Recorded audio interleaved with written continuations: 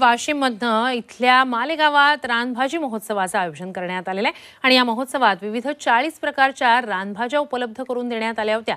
रानभाज्या ही नैसर्गिक संपत्ती आणि त्याचं जतन आणि वाढ करत जास्तीत जास्त शहरातील नागरिकांपर्यंत त्या पोहोचवाव्या यासाठी या महोत्सवाचं आयोजन करण्यात आलं। शहरातील नव्या पिढीला रानभाज्यांची ओळख व्हावी हा या महोत्सवाचा उद्देश होता।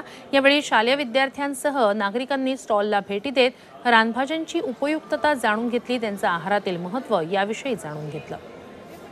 त्या भाज्याचे नावं वगैरे आम्हाला सगळं पाहायला मिळलं व समजायला मिळलं व सगळ्यांनी आम्हाला या भाज्या विचारलं, आम्ही तर सांगितलं व या भाज्या आम्हाला या श्रावण महिन्यातच काऊन खायला मिळाल्या हे पण समजलं, कारण की यामध्ये न्यूट्रिशन असतात जे की आपल्या बॉडीवर मिळतात व या भाज्या खूप उपयोगिता असतात आणि आम्हाला खूप आनंद वाटला इथं आल्यानंतर। परिसरामध्ये खूप हिंडलेले आहेत, पण आम्हाला या रानभाजीचं काही महत्त्वच माहीत नव्हता।